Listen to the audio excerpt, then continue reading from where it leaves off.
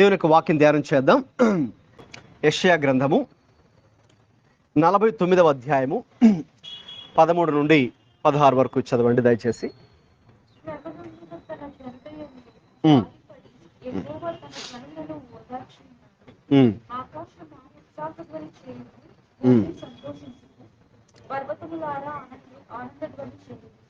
అయితే సీయోను యెహోవా నన్ను విడిచిపెట్టి ఉన్నాడు, ప్రభువును మరచిన్నాడని అనుకుంటున్నది. స్త్రీ తన గర్భంలో పుట్టిన బిడ్డను కరుణింపకుండా తన తండ్రి పిల్లలు మరచిన వారైనా మరుపుదురు గాని నేను నిన్ను మరవను. చూడుము, నా అరచేతుల మీదనే నిన్ను పెట్టి ఉన్నాను, నీ ప్రాకారమును నిత్యము నా ఎదుట. చాలండి.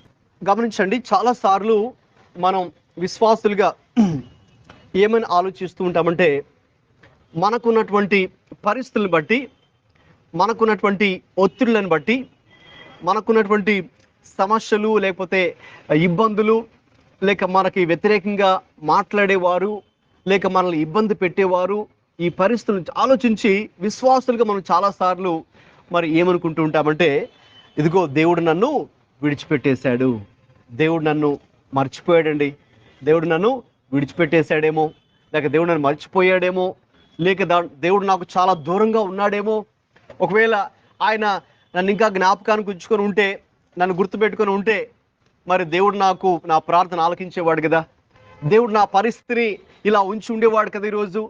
ఈరోజు నేను ఇలా ఉన్నానంటే, ఈ బాధలో ఉన్నానంటే, ఈ ఇబ్బందిలో ఉన్నానంటే, ఈ యొక్క ప్రతికూల పరిస్థితిలో ఉన్నానంటే దేవుడు నన్ను బహుశా మర్చిపోయాడు, దేవుడు నన్ను విడిచిపెట్టేశాడు, దేవుడు నాకు దూరంగా ఉన్నాడు, దేవుడు నన్ను పట్టించుకోవట్లేదు, దేవుడు నా పరిస్థితిని అర్థం చేసుకోవట్లేదు.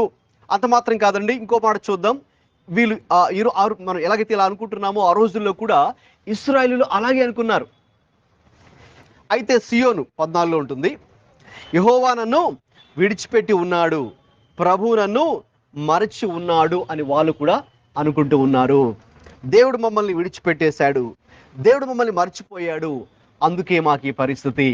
ఎందుకంటే వారు అందరూ కూడా ఎక్కడున్నారంటే బబులోను చెరలో వారుండి ఈ మాటలు అనుకుంటూ ఉన్నారు. బబులోను చెరలో రాజు నెబుకద్నెజరైన రాజు అతన్ని వీరందరూ కూడా బందీలుగా తీసుకెళ్ళిపోయారు. సుమారు 70 సంవత్సరాలు అక్కడే ఆ బబులోను చెరలో, బాబిలోనియన్ క్యాప్టివిటీ అంటాం, అక్కడ వాళ్ళు ఉన్నారు. మరి దానికంటే ముందు చూస్తే దేవుడు అంటే మొదటి వారు ఐగుప్తులో ఉన్నారు, బానిసలుగా ఉన్నారు. అయితే వారు మొరపెట్టగా ప్రార్థించగా దేవుడు కరుణించి వారిని విడిపించి చక్కగా 40 సంవత్సరాల అరణ్య యాత్ర గుండా తీసుకుని వెళ్ళి చక్కగా ఆ యొక్క పాలు తేనెలు ప్రవహించి ఆ యొక్క వాగ్దాన దేశం దేవుడు తీసుకుని వెళ్ళాడు. ఆ కనాను దేశం దేవుడు చేర్చాడు, తీసుకుని వెళ్ళి అక్కడ అందరికి కూడా ఎటువంటి సమస్య లేకుండా ప్రతి ఒక్కరికి వారి స్వంత భూమిని దేవుడు వారికి అనుగ్రహించాడు. అలాగా 12 గోత్రికులకు దేవుడు చక్కగా అనుగ్రహించారు. ఇక చక్కగా అక్కడ పాడి పంటలతో వాళ్ళు సమృద్ధిగా ఉన్నారు. అయితే కొంతకాలానికి ఏం జరిగింది, వాళ్ళు దేవుణ్ణి విసర్జించడాన్ని బట్టి, వారు దేవునికి వ్యతిరేకంగా పాపం చేయడం బట్టి దేవుడు వారికి అనేక సార్లు దేవుడు హెచ్చరించినా వినకపోగా మరి దేవుడు ఏం చేశారంటే ఆ యొక్క నెబుకద్నెజర్ అనే రాజుకి మరి దేవుడే అతన్ని పంపించడం ద్వారా వీరందరినీ బందీలుగా, క్యాప్టివ్స్గా అతన్ని తీసుకుని వెళ్ళిపోయాడు. అలాగే దేవుడి యొక్క మందిరం ఏం జరిగిందంటే మొత్తం ధ్వంసం చేసేసి అందులో ఉన్నటువంటి విలువైన వస్తువుల్ని, ఉపకరణాలు తీసుకుని వెళ్ళిపోయాడు నెబుకద్నెజర్ రాజు. అలాగే ఆ యొక్క ప్రాకారపు గోడల్ని మొత్తం ఆయన కూల్చివేశాడు. ఈ రోజుల్లో మనం ఇంటికి మామూలుగా కాంపౌండ్ వాల్స్ కట్టుకుంటాం కదండి, సెక్యూరిటీ, భద్రత కోసం. ఆ రోజుల్లో అయితే ప్రతి గ్రామానికి లేక ప్రతి ప్రాముఖ్యమైన పట్టణానికి, సిటీకి కూడా కాంపౌండ్ వాల్స్ ఉండేవన్నమాట. చాలా ఎత్తైనటువంటి సుమారు 20 అడుగుల కంటే కూడా చాలా బలమైనటువంటి రాతితో కట్టబడినటువంటి ఆ యొక్క గోడలు అక్కడ ఉండేవి.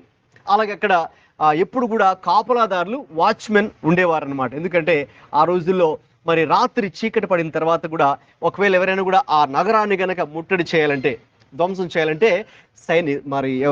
శత్రువులు వచ్చేవారు. మరి వారి బారి పడకుండా కాపలాదారులు కాసేవారు.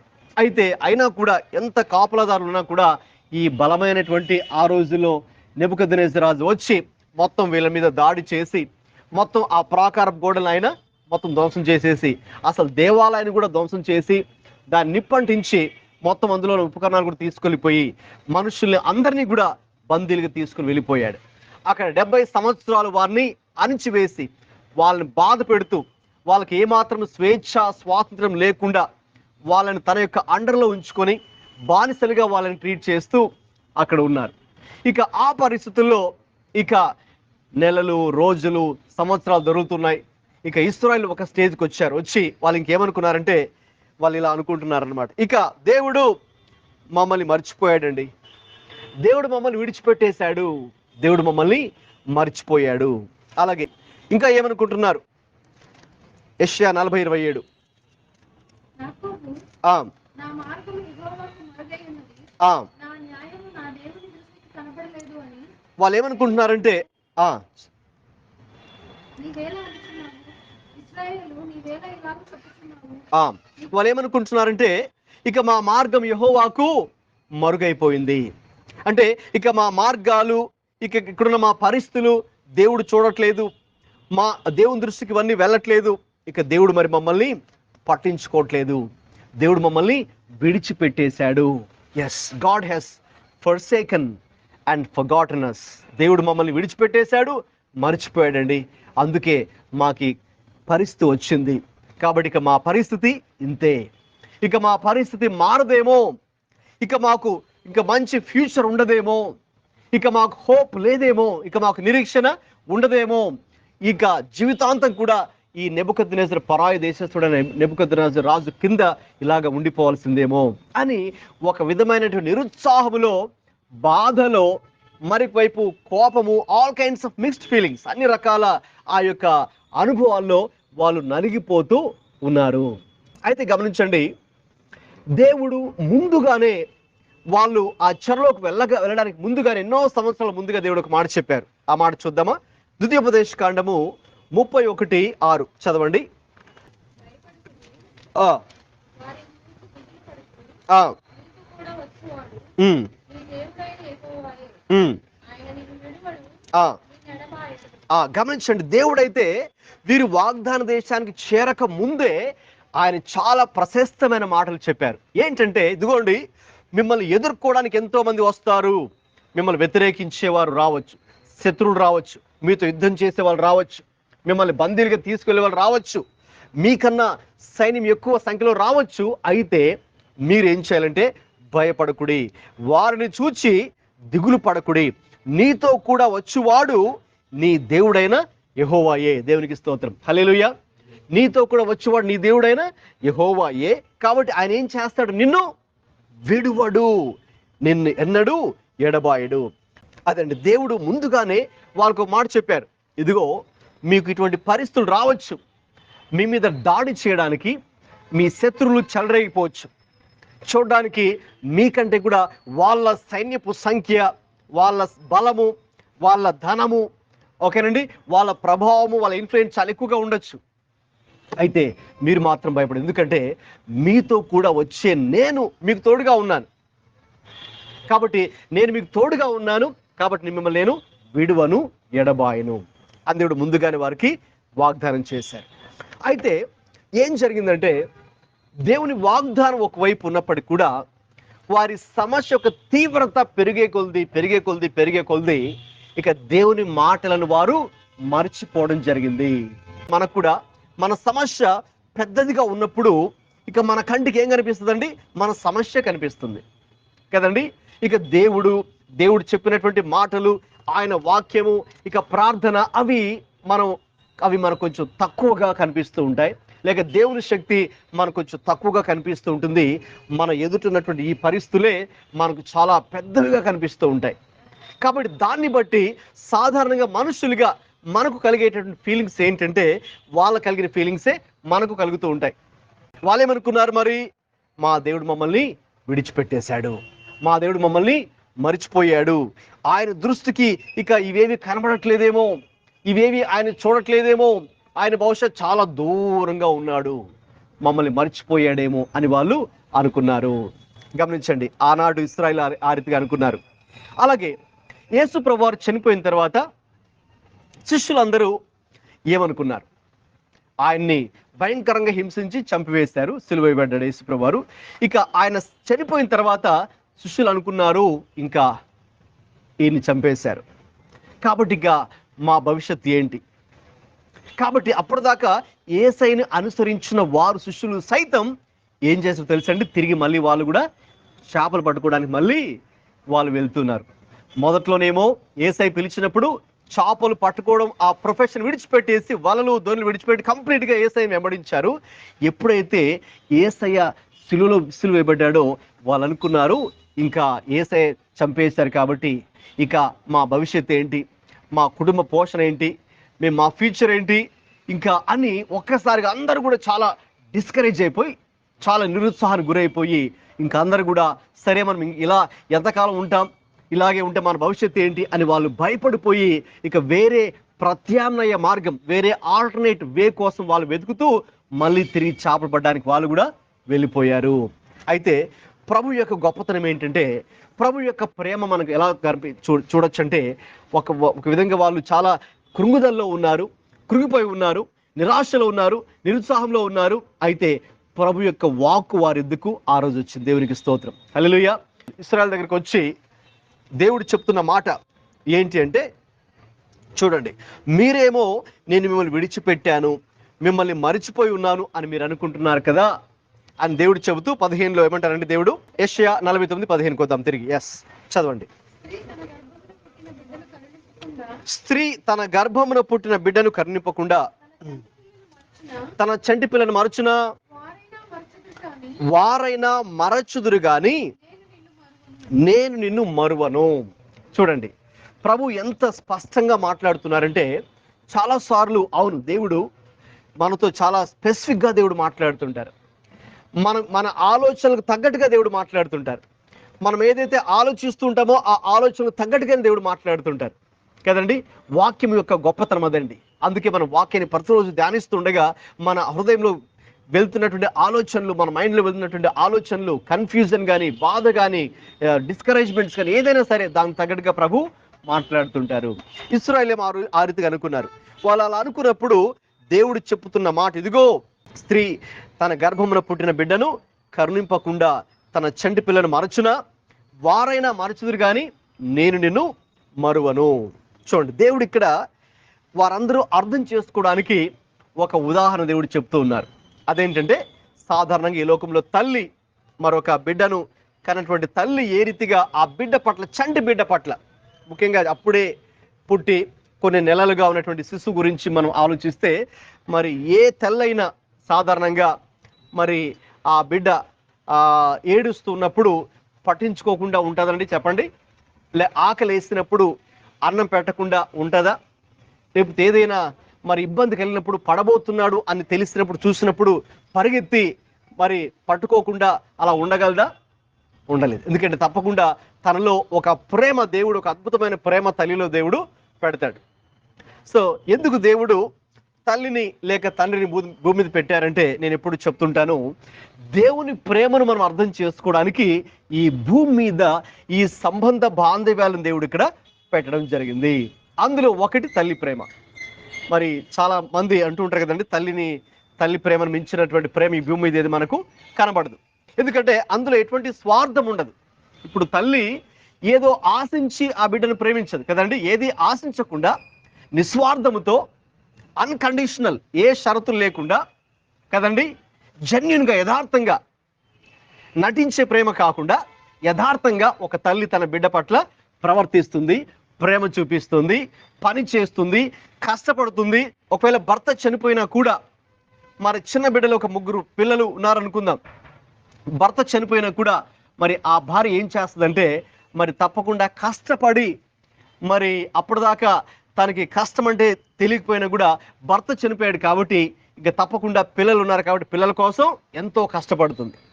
రేయింబగళ్ళైనా కష్టపడి ఆ పిల్లల్ని పోషించడానికి, పెంచి పెద్దవాళ్ళని చేసి మంచి ప్రయోజకులుగా చేయడానికి ఆ తల్లి ఎంతో కష్టపడుతుంది. కాబట్టి ఈ ప్రజలందరూ కూడా ఈ విషయాలు చూస్తున్నారు. కాబట్టి దేవుడు అన్నాడు, మీకు తెలుసు కదా, సాధారణంగా ఒక తల్లి ఎలాగైతే తన గర్భమున పుట్టిన పిల్ల పట్ల, బిడ్డల పట్ల కరుణించకుండా, ప్రేమ చూపించకుండా ఎలాగ మర్చిపోతుంది, మరువదు. కాబట్టి నేను కూడా మిమ్మల్ని మరువను. దేవునికి స్తోత్రం. మీరు అనుకుంటున్నారు నేను మిమ్మల్ని మర్చిపోయాడు, మా దేవుడు మమ్మల్ని మర్చిపోయాడు, విడిచిపెట్టేశాడు, మర్చిపోయాడు, మమ్మల్ని పట్టించుకోవట్లేదు, మా బాధలు చూడట్లేదు, మమ్మల్ని అర్థం చేసుకోవట్లేదు అని మీరు అనుకుంటున్నారు, కానీ నేనైతే మరువను. ఇంకా ప్రభు తల్లి గురించి మాట్లాడుతూ ఇంకో మాట చెప్పారండి. కొన్నిసార్లు ఈ భూమి మీద ఉన్నటువంటి తల్లుల్లో కొంతమంది ఉంటారు, పిల్లల్ని పట్టించుకోకుండా, లేకపోతే స్వార్థంతో, స్వలాభంతో, లేక కొన్ని పరిస్థితుల వల్ల చాలా తీవ్ర ఒత్తిడిలో ప్రేమ కూడా చూపించలేని స్థితిలో కొంతమంది ఉంటారు. కొన్ని ఇన్సిడెంట్స్ మనం వింటూ ఉంటాం కదండి, న్యూస్లో వింటూ ఉంటాం. మరి అప్పుడే పుట్టిన పిల్లల్ని కూడా తీసుకెళ్ళి కాలువలో పడేయడం, లేకపోతే వాళ్ళని చంపివేయడం.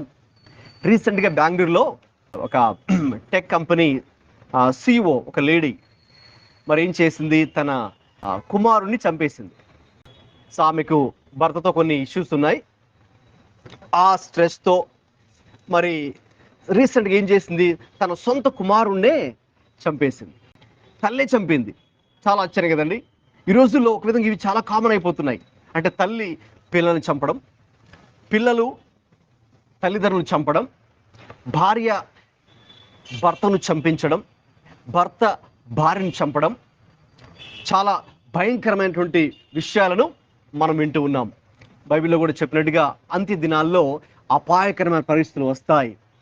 కాబట్టి సాధారణంగా వారు కలిగి ఉండవలసినటువంటి ఆ న్యాచురల్గా వాళ్ళు కలిగి ఉండాల్సిన ప్రేమను కూడా వాళ్ళు విడిచిపెట్టి ఇలాగా భయంకరంగా ప్రవర్తిస్తారని బైబిల్లో కూడా ఉంది. కాబట్టి వాస్తవంగా మనం లాస్ట్ డేస్లో ఉన్నాం కాబట్టి ఇలాంటి విషయాలు మరి మనం వింటూ ఉన్నాం.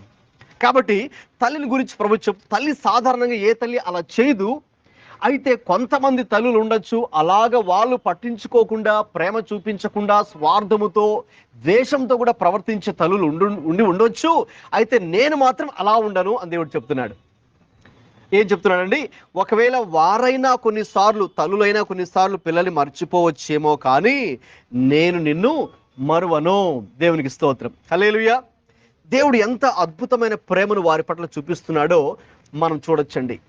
శిష్యులు కూడా యేసయ్య చనిపోయిన తర్వాత, సిలువేయబడిన తర్వాత ఇంకా మా పరిస్థితి అయిపోయింది, ఇంకా మాకు ఏ హోప్ లేదు, ఇంకా మాకు ఏ ఫ్యూచర్ లేదు, ఇప్పటిదాకా ఏదో ఆయన వెంట ఉన్నాము, ఆయన వెంబడించమంటే వెంబడించాము, ఇంక ఇప్పుడు ఆయనే చనిపోయారు, ఇంకా మా భవిష్యత్తు ఏంటి అని వాళ్ళు కూడా చాలా నిరాశలో, ఇక దేవుడు మమ్మల్ని పట్టించుకోవట్లేదేమో, మమ్మల్ని విడిచిపెట్టేస్తాడేమో, మర్చిపోయాడేమో అని వాళ్ళు కూడా వెంటనే నిరాశ చెంది తిరిగి వాళ్ళు చావలు పడుకోవడానికి వెళ్తే మళ్ళీ ప్రభు అక్కడ ప్రత్యక్షమై, ఇదిగో నేను మీకు తోడై ఉన్నాను, యుగ సమాప్తి వరకు నేను మీకు తోడుగానే ఉంటాను అని ప్రభు చెప్పారు. దేవునికి స్తోత్రం, హల్లెలూయా. కాబట్టి దేవుని ప్రేమ మన పట్ల ఎంత అద్భుతంగా ఉందో ఎఫెసీ పత్రిక 3వ అధ్యాయము 18 నుంచి 19 వచనం చదువుకుందామండి.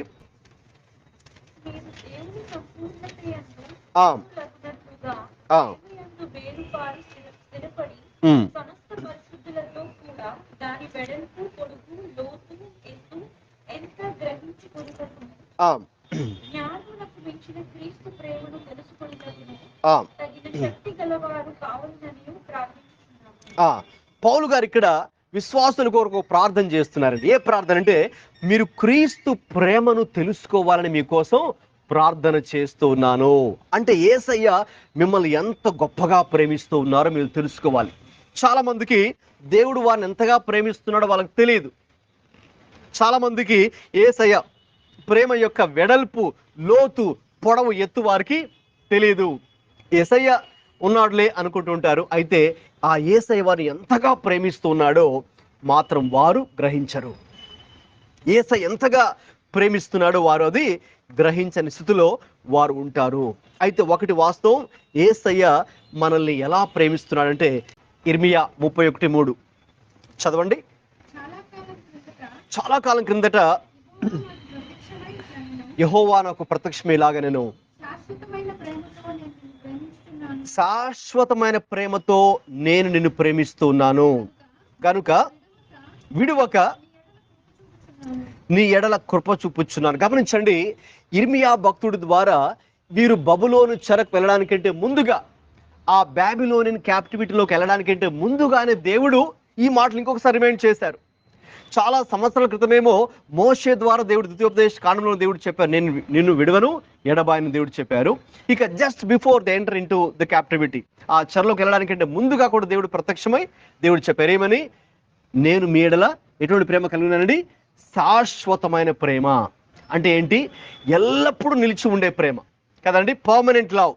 ఈ లోకంలో అన్ని రకాల ప్రేమలు జస్ట్ వెరీ టెంపరరీ, కొంతకాలం మటుకే ఉంటాయి కదండి. మనుషులు మారిపోతూ ఉంటారు, వాళ్ళ యొక్క ఫీలింగ్స్ మారిపోతూ ఉంటాయి, వాళ్ళ మూడ్స్ మారిపోతూ ఉంటాయి, వాళ్ళ మాటలు మారిపోతుంటాయి, వాళ్ళ యాటిట్యూడ్స్, బిహేవియర్ మారిపోతూ ఉంటుంది. అయితే యేసయ్య మన ఎడల చూపించే ప్రేమ శాశ్వతమైన ప్రేమ.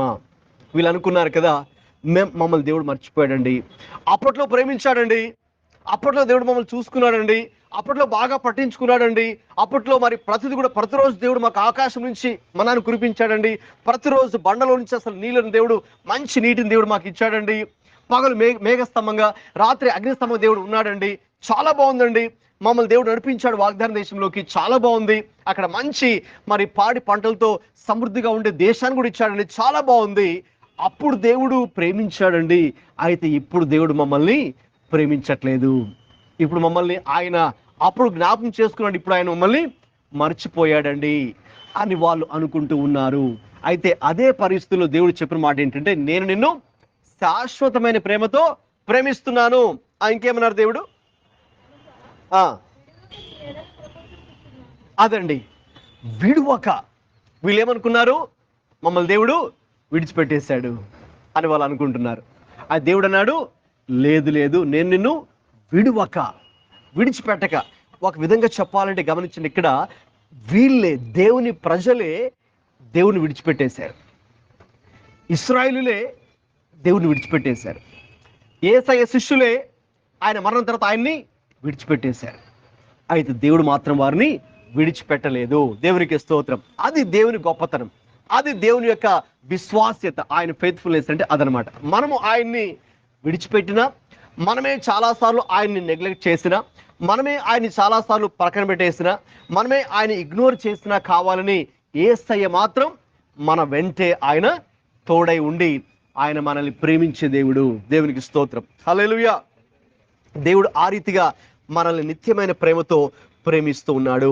గమనించండి, దేవుడు మనల్ని ఎప్పుడు ప్రేమించాడు, ఏ పరిస్థితిలో ప్రేమించాడు అని కనుక ఆలోచిస్తే, ఎఫెసీ పత్రిక 2:4 ఒకసారి చదువుకుందామండి.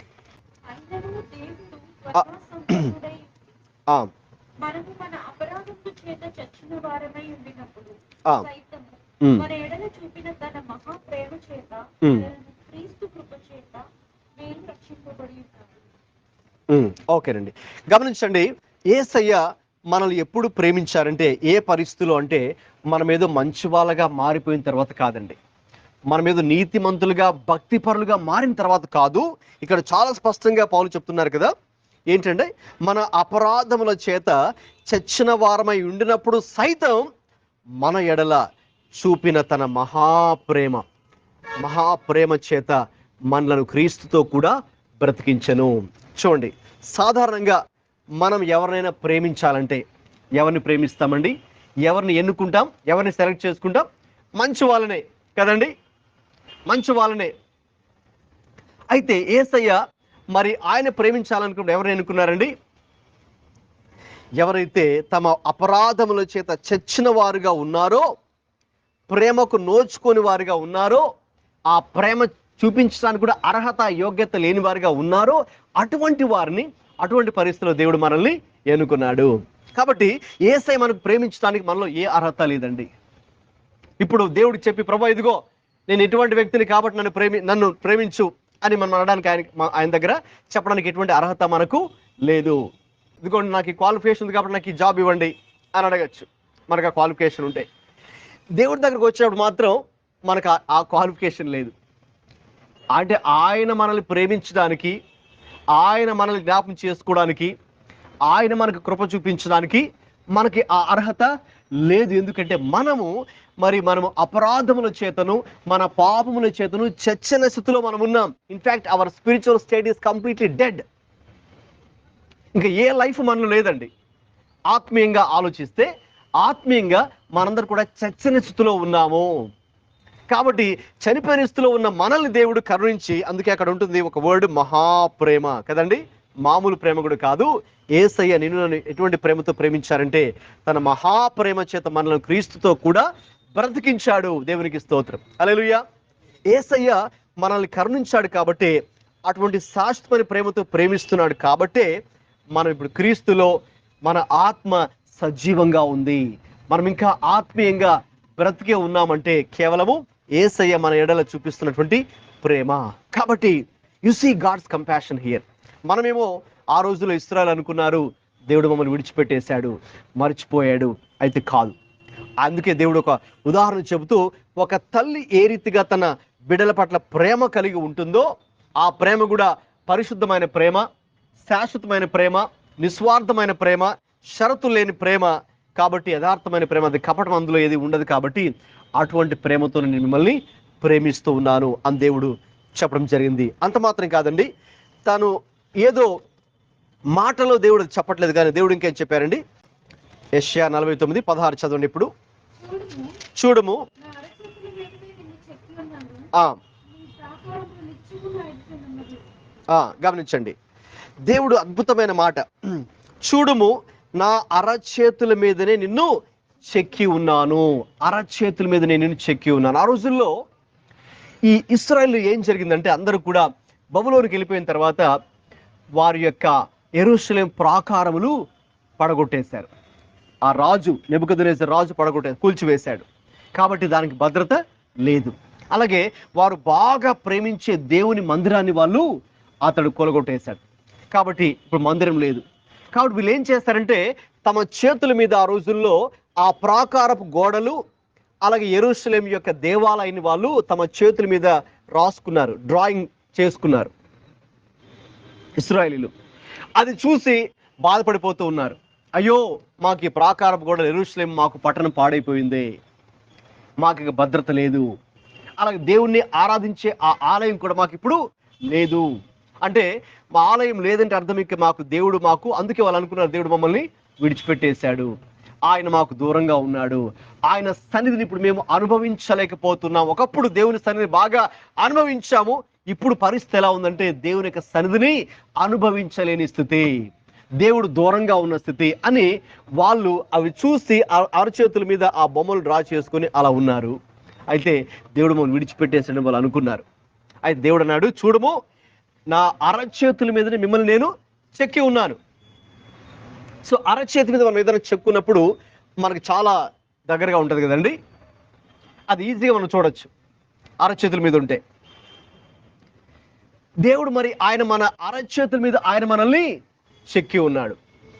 ఎలాగా అని ఆలోచిస్తే, యేసుక్రీస్తు ప్రభువారు సిలువలో చనిపోయినప్పుడు ఆయన అరచేతుల్లో ఏముందండి? అరచేతులు ఏం కొట్టారు? మేకులు కొట్టారు. ఎందుకోసం? ఎవరి కోసం? మనందరి కోసమై, మనం చేసిన పాపాల నిమిత్తమై మనందరూ ఆయన మనసులో ఉన్నాం కాబట్టి, మన కొరకు ఆయన హృదయంలో మనం ఉన్నాం కాబట్టి మన కోసం ఆయన మేకులను కొట్టించుకోవడం జరిగింది.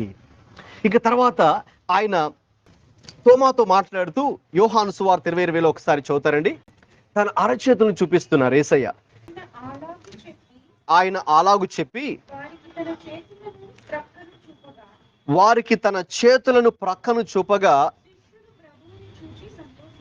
శిష్యులు ప్రభువును చూసి సంతోషించిరి. గమనించండి, యేసయ్య తిరిగి లేచిన తర్వాత, పునరుద్ధానుడైన తర్వాత ఇక అందరికీ, ఆయన శిష్యులకి, ఎందుకంటే వాళ్ళు అనుమానపడుతున్నారు, ముఖ్యంగా తోమా డౌట్ చేస్తున్నాడు, యేసయ్య తిరిగి లేచాడా, పునరుద్ధానుడయ్యాడని నేను నమ్మనని కూడా ఒకసారి అన్నాడు. లేకపోతే ఇక పేతురు, మిగతా వాళ్ళు కూడా తమ విశ్వాసాన్ని కోల్పోయే స్థితికి వాళ్ళు వచ్చారు, నిరీక్షణ కోల్పోయే స్థితికి వాళ్ళు వచ్చి ఉన్నారు. ఇక మనకు ఏ భవిష్యత్తు ఉందండి, ఇక ఈయన చనిపోయి ఉన్నాడు అని అనుకుంటున్న సందర్భంలో ప్రభు వాళ్ళకి ప్రత్యక్షం, ఇదిగో మీరైతే నన్ను విడిచిపెట్టాలని అనుకుంటున్నారు, మీరు ఎక్కడున్నారు తెలుసా? నా అరచేతుల్లో మీరున్నారు. దేవునికి స్తోత్రం, హల్లెలూయా. ఈ అరచేతుల్లో ఆ రోజున ఏం జరిగిందంటే, వాస్తవంగా సిలువ మీద ఆయన యేసయ్య అరచేతుల్లో మేకులు కొట్టారు. అది సిలువ వేయబడినప్పుడు మనందరి కోసం ఆయన తిరిగి లేచిన తర్వాత వారి మధ్యకు ప్రత్యక్షమై ఆ అరచేతులు వాళ్ళకు చూపిస్తున్నప్పుడు ఒక్కొక్కరి ఫోటో, ఒక్కొక్కరి రూపాన్ని వాళ్ళు చూడగలిగారు. మనం అద్దాన్ని ఎలాగైతే చూస్తామో, యేసయ్య తన అరచేతులు చూపించినప్పుడు తోమా ఎవరిని చూశాడండి? అరచేతిలో తోమాను చూసుకోగలిగాడు. యోహాను ఎవరిని చూశాడండి? అరచేతుల్లో తననే చూసుకోగలిగాడు, తన ఫేస్ చూశాడు. చూసి అందరూ ఆశ్చర్యపోయారు.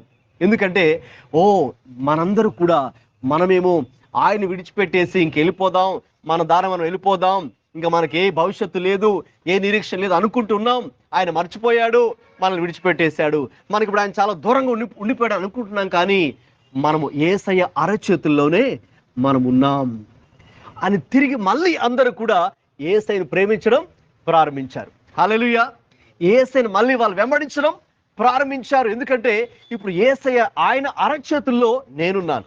దేవునికి స్తోత్రం. కాబట్టి వాళ్ళకి ఎంతగా యేసయ్యను ప్రేమించారంటే చివరికి అందరూ కూడా తమ ప్రాణాలని యేసయ్య కోసం పెట్టారు.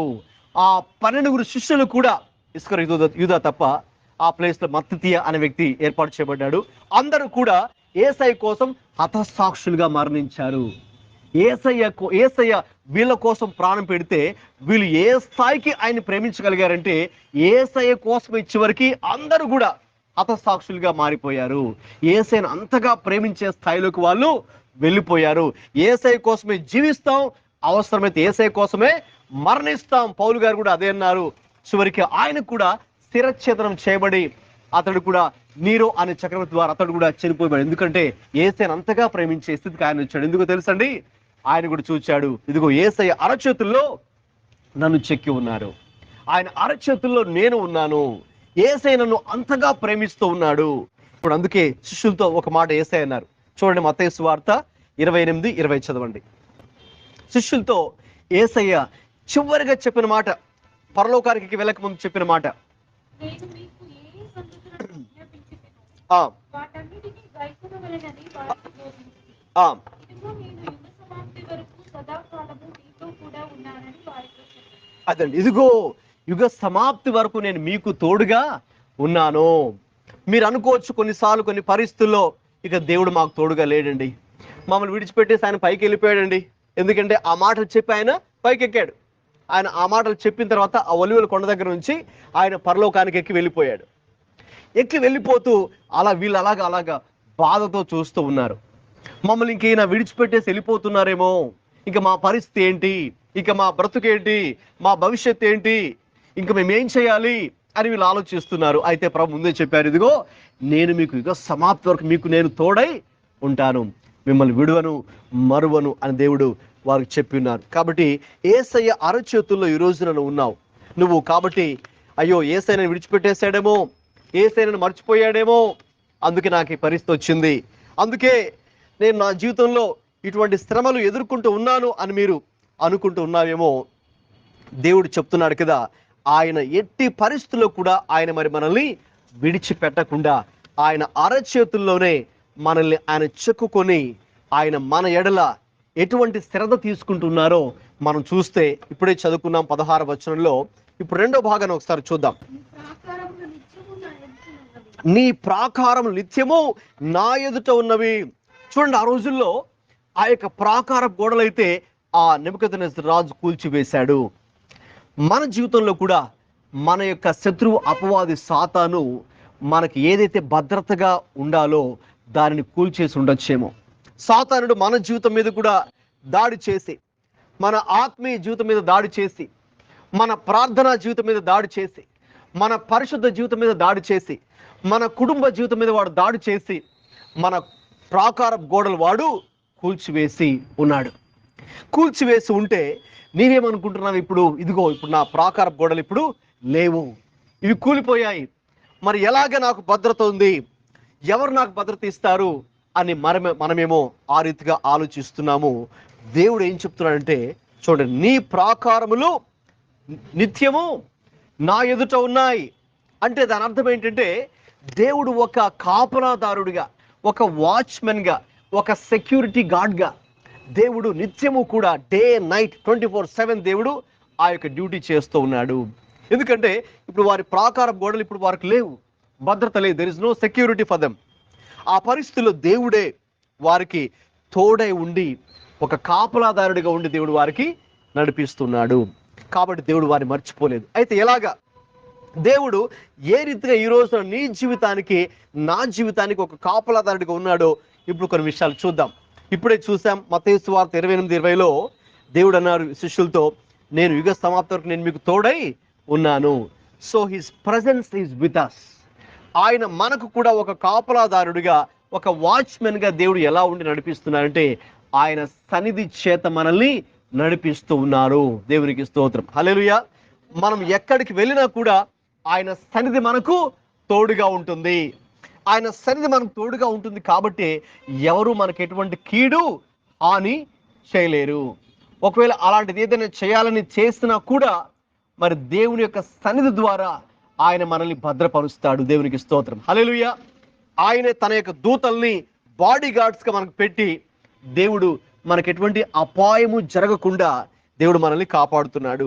అలాగే మత్తయి సువార్త 6:25 నుంచి మనం చూస్తే దేవుడు మనకు ఒక కాపలాదారుడికి ఎలా సహాయం చేస్తున్నారంటే, ఈ లోకం మనకి ఏదైతే కావాలో మత్తయి సువార్త 6:33 ఒకసారి చదవండి.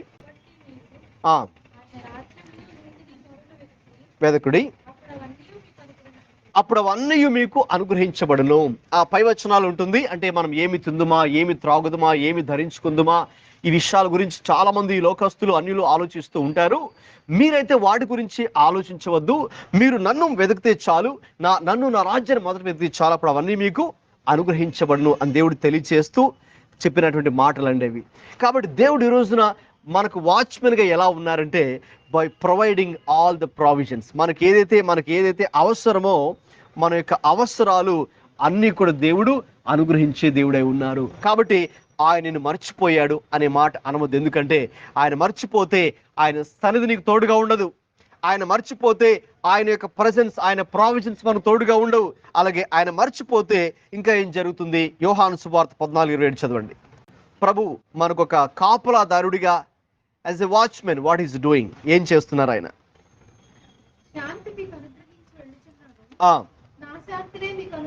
నా శాంతిని మీకు అనుగ్రహిస్తూ ఉన్నాను. లోకం ఇచ్చినట్టుగా కాకుండా లేదు, కానీ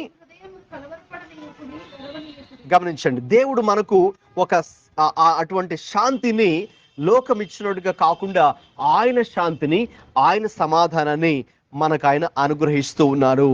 ఎలాగైతే మీ ఇంటికి ఒక వాచ్మెన్ మీరు పెట్టుకున్నారనుకోండి, డే నైట్ 24/7 ఒక వాచ్మెన్ సెక్యూరిటీ గార్డ్ పెట్టుకుంటే మీరు ఇక నిశ్చింతగా పడుకోవచ్చు, చాలా హ్యాపీగా మీరు ఉండొచ్చు, మనకి ఏ ప్రాబ్లం ఉండదు, ఏ దొంగలు కూడా మనకు రారు అనే ఒక హ్యాపీనెస్ మీరు ఉంటారు. కాబట్టి అలాగే దేవుడు మనకు ఆయన సమాధానాన్ని, ఒక వాచ్మెన్గా ఆయనే మనకు సమాధానాన్ని ఇస్తూ ఉన్నారు. అలాగే ఫిలిప్పీ 4:13 ప్రకారం చూస్తే ఆయన మనకు శక్తిని అనుగ్రహిస్తూ ఉన్నారు.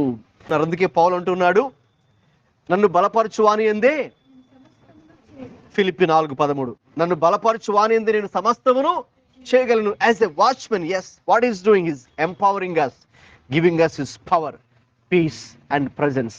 కాబట్టి దేవుడు మనల్ని దృష్టి ఉంచి ఉన్నాడండి. దేవుడు మనల్ని మర్చిపోలేదు, దేవుడు మనల్ని విడిచిపెట్టలేదు. ఇన్ఫ్యాక్ట్ దేవుడు కనుక మర్చిపోతే, విడిచిపెడితే ఆయన సన్నిధి మనకు తోడుగా ఉండదు, ఆయన సమాధానము మనకు ఉండదు, ఆయన ఇచ్చేటటువంటి ఆ యొక్క ఆశీర్వాదము లేక శక్తి మనకు తోడుగా ఉండదు.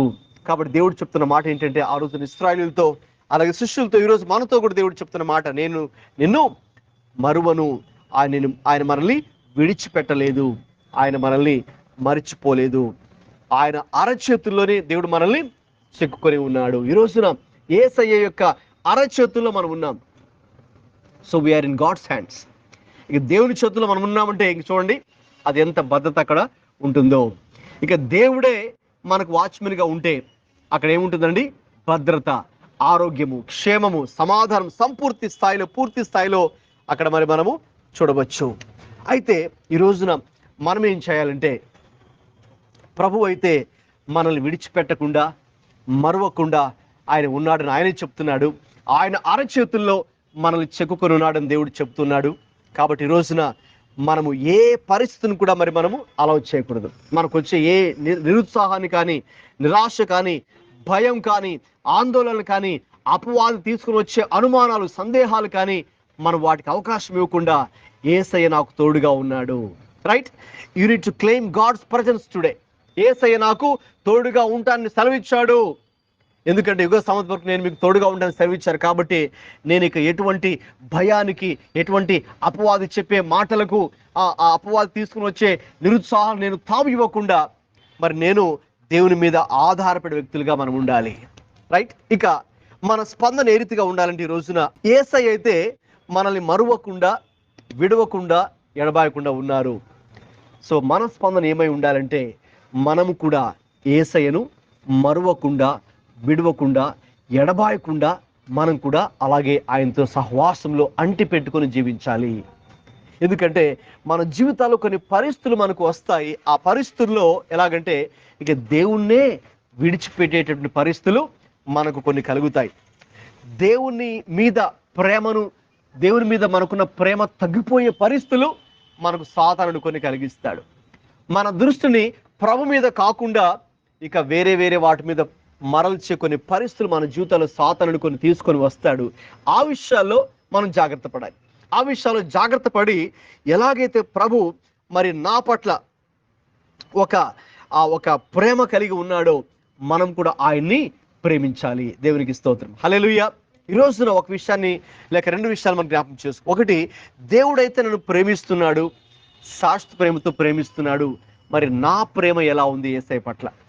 నా ప్రేమ ఏ రీతిగా ఉంది? Are we able to love God?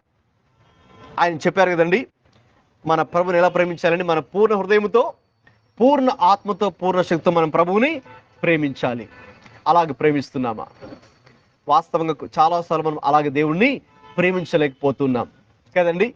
So ఈ రోజున ప్రభు అదే విషయాన్ని మనతో మాట్లాడుతూ, నేనైతే నిన్ను నా అరచేతుల్లో చెక్కుకొని మిమ్మల్ని శాశ్వతమైన ప్రేమతో, నిస్వార్థమైన ప్రేమతో, షరతులు లేని ప్రేమతో మిమ్మల్ని ప్రేమిస్తున్నాను. మరి మీరు నన్ను ప్రేమిస్తున్నారా? God is asking us that question. ఈ రోజున ప్రభు వారు ఆ ప్రశ్న మనల్ని వేస్తున్నారు. మీరు నన్ను ప్రేమిస్తున్నారా? అలాగే మిమ్మల్ని విడవకుండా, ఎడబాయకుండా 24/7 ఎల్లప్పుడూ నిత్యము కూడా నేను మీకు తోడుగా ఉన్నాను కదా. మరి మీరు నన్ను విడిచిపెట్టకుండా మీరు కూడా ఉండాలి అని ప్రభు కోరుతున్నారు. సో కాబట్టి మనల్ని ఏ పరిస్థితి కూడా మనం ప్రభువుని విడిచిపెట్టకుండా మనం ప్రభుకే అంటి పెట్టుకొని ఉండాలి. ఒకసారి పాలికార్ప్ అనే ఒక దైవజనుడు స్ముర్ణ అనే ప్రాంతంలో, మనం ప్రకటనలు చదువుతాం కదా, స్ముర్ణ అనే ప్రాంతం ఉంది. యోహాను చనిపోయిన తర్వాత ఆయన శిష్యుడే పాలికార్ప్. మరి అప్పటికి ఆయన వయస్సు సుమారు 80 సంవత్సరాలు, వృద్ధాప్య దశలోకి చేరుకున్నారు. 80 సంవత్సరాల వయస్సులో ఆనాటి కాల చక్రవర్తి పిలిచి, ఇదిగో పాలికార్ప్, నువ్వు దేవుడిలో చాలా భక్తిగా, విశ్వాసంగా ఉన్నావని విన్నాం, అనేకులకి ప్రభు ప్రేమను ప్రకటిస్తున్నాను విన్నాం. అయితే ఇప్పుడు నీకు ఒక అవకాశం, నేను చంపివేస్తాం. కాబట్టి ఆ రోమా చక్రవర్తి ఏం చెప్పారంటే, ఇప్పటిదాకా నువ్వు చెప్పినవి, ప్రకటించినవి ఇవన్నీ కూడా తప్పు అని ఒప్పుకో, ఇంకా యేసు ప్రభు దేవుడు కాదని ఒప్పుకో, లేదంటే నేను చంపేస్తాం. నువ్వు బ్రతకాలంటే నీకు ఒక అవకాశం ఇస్తాము, ఒక అందరి ముందు కూడా పిలిపించి నువ్వేం చెప్పాలంటే యేసు ప్రభు దేవుడు కాదని చెప్పు, లేదంటే ఇప్పటిదాకా నేను ప్రకటించింది ఇదంతా కూడా తప్పు అని చెప్పు అని ఆ రోజున ఆ రోమా చక్రవర్తి చెబితే ఆయనకు ఒక అవకాశం ఇచ్చారు. అయితే ఆ రోజు ఆయన దాన్ని ఒప్పుకోలేదు. ఒక పబ్లిక్గా ఇంకా నెక్స్ట్ ఏం చెప్పారంటే, ఒకవేళ కనుక నువ్వు ఇలాగా ఒప్పుకోకపోతే నిన్ను పబ్లిక్లో అందరి ముందు చంపేస్తాం, కాల్చి నిప్పంటించి చంపేస్తామని చెప్పారు. అప్పుడు ఆ రోజు వచ్చింది, ఆయన్ని పిలిపించారు. అందరూ చాలామంది పబ్లిక్ చూస్తూ ఉన్నారు. ఈరోజు పాలికార్ప్ ఏం చేస్తాడు? యేసు ప్రభు దేవుడు కాదని ఒప్పుకుంటాడా? ఒప్పుకొని ప్రాణాలతో బయటపడతాడా? లేకపోతే ఇప్పటిదాకా నేను ప్రకటించింది, ప్రసంగం చేసింది, ఆయన ప్రేమ ప్రకటించింది అని కూడా తప్పు, నాకు ఈ బైబిల్తో యేసయ్యతో నాకేం సంబంధం లేదు అని ఒప్పుకొని ప్రాణాలతో బయటపడతాడా? లేక ఎలా స్పందిస్తాడో చూద్దామని అందరూ ఆసక్తిగా మరి ఎదురు చూస్తున్నప్పుడు మరి ఆయన పిలిపించారు, ముందుకు పిలిపించి, సరే మరి పాలికార్ప్, నీ డెసిషన్ ఏంటయ్యా? ఏ తీర్మానం తీసుకున్నావు? మరి యేసు ప్రభు నీకు దేవుడేనా? ఇప్పుడు దాకా నువ్వు ప్రకటించిందంతా కూడా సత్యమేనా అని చెబితే, అవునండి యేసు ప్రభు దేవుడు అన్నారు. అయితే నేను చంపేస్తామన్నారు. అయితే ఆయన దానికి ఏం చెప్పారంటే, నువ్వు మరి ఆయనను దూషించి చనిపో అన్నారు. లేదు, గత 80 సంవత్సరాలుగా నేను ఈ దేవుడిని తెలుసుకొని ఆ దేవుని ప్రేమలో కొనసాగుతున్నాను. ఈ 80 సంవత్సరాలు కూడా నాకు ఏ చిన్న హాని కూడా ఈ దేవుడు నాకు చేయలేదండి. నన్ను ఎంతగానో ప్రేమిస్తున్నాడు. కాబట్టి ఇప్పుడు నేను ఎలా ఎలా దూషించగలను? ఎలా ఈ దేవుడు నాకు తెలియదు అని చెప్పగలను? ఎలా ఆయన్ని నేను బొంకగలను? కాబట్టి నేను ఆ పని చేయను.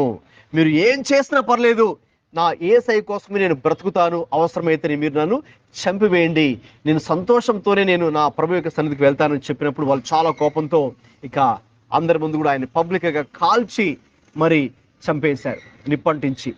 ఆయన ఆ మంటల్లో ఉన్నప్పుడు కూడా పాట పాడుతూ దేవుని స్తుతిస్తూ, ప్రభువా ఇలాగ నన్ను నీకు హతసాక్షిగా మారడానికి నాకు ఒక మంచి అవకాశం ఇచ్చావు దేవా, అనేకులకు లేని అవకాశం నాకు ఇచ్చావు.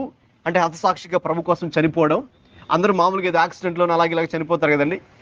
నేనైతే హతసాక్షిగా నా దేవుడి కోసం చనిపోవడానికి గొప్ప అవకాశం ఇచ్చావు తండ్రి, నీకు స్తోత్రం అని చెప్పి ఒక పాట పాడుతూ అతడు తన ప్రాణాన్ని విడిచిపెట్టి ప్రభు సన్నిధికి వెళ్ళిపోయారు.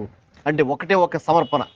నా ప్రభు నా కోసం ఇంతగా తన ప్రాణం పెట్టి ఆయన ఇంతగా నన్ను ప్రేమిస్తున్నాడు కాబట్టి మరి నేను కూడా ఏం చేయాలండి? ఇక ఆ ప్రభు కోసం నేను జీవించాలి, అవసరమైతే మరణించాలి. ఇక ఆ ప్రభునే మరి నేను కూడా ప్రేమిస్తాను, ఆయన విడిచిపెట్టను అనే ఒక సమర్పణ ఈరోజు సంఘము ఆ స్థాయికి రావాలండి. దేవుడు ఒకవైపు దేవుని ప్రేమ అయితే ఉంది, ఒకవైపు ఆయనైతే మనల్ని విడిచిపెట్టకుండా ప్రేమిస్తూనే ఉన్నాడు. మరి మనమేంటి? మన స్పందన ఎలా ఉంది? మనం ఎలా ఆయన ప్రేమిస్తూ ఉన్నాం? మనం ఎలాగ ఆయన వెంబడిస్తూ ఉన్నాం? మనము ఆయన విడిచిపెట్టకుండా మనం కూడా ఆయన్ని హత్తుకుని జీవించగలుగుతున్నామా? కొన్ని పరిస్థితుల్లో మనము విడిచిపెడుతున్నామేమో ఆలోచిద్దాం. ఇస్కరియోతు యూదా ఆయన శిష్యుడే, అయితే ఏం చేశాడు? యేసు ప్రభుని అమ్మేశాడు. యేసు ప్రభుని 30 వెండి నాణాల కోసం అమ్మేశాడు. యేసు ప్రభుని విడిచిపెట్టేశాడు. అయితే మనము ఆ రీతిగా ఉండకూడదని ప్రభు ఈరోజు కోరుకుంటున్నాడు. ఈ 2 విషయాలు ప్రభు యొక్క సాయాన్ని కోరుకుందాం. అవును, మనకున్న పరిస్థితులను బట్టి మనం అనుకుంటున్నామేమో దేవుడు మమ్మల్ని మర్చిపోయాడు, విడిచిపెట్టేశాడేమో, దూరంగా ఉన్నాడేమో, మమ్మల్ని మా పరిస్థితుల్ని అర్థం చేసుకోవట్లేదేమో అని. అయితే దేవుని యొక్క వాక్యం చెప్తుంది కదా, నేను విడువను ఎడబాయను అని మన దేవుడు ఈరోజు మనతో వ్యక్తిగతంగా మాట్లాడుతున్నారండి. కాబట్టి ఆ విషయాన్ని మనం గుర్తెరిగి దేవుడు కన్న తల్లి కంటే కూడా మిన్నగా యేసయ్య మనల్ని ప్రేమిస్తున్నాడు అనే విషయాన్ని ఈరోజు మరి మనం జ్ఞాపకాన్ని తెచ్చుకుందాం. ప్రభు చెప్పినట్టుగా కన్న తల్లి మరిచినను నేను నిన్ను మరువను అని ప్రభు చెప్పి ఉన్నారు. చూడము, నా అరచేతులలో నిన్ను చెక్కుకొని ఉన్నాను. ఈ రోజున దేవుని బిడ్డ, నీవు దేవుని అరచేతుల్లో ఉన్నావు. యేసయ్య నిన్ను మర్చిపోలేదు, యేసయ్య నిన్ను విడిచిపెట్టలేదు. కొన్నిసార్లు మనమే ఆయన మర్చిపోతున్నాం, కొన్నిసార్లు మనమే ఆయన విడిచిపెడుతున్నాం. ఆయన మాత్రం మనల్ని విడువక ఎడబాయక కాపాడుతున్న దేవుడే.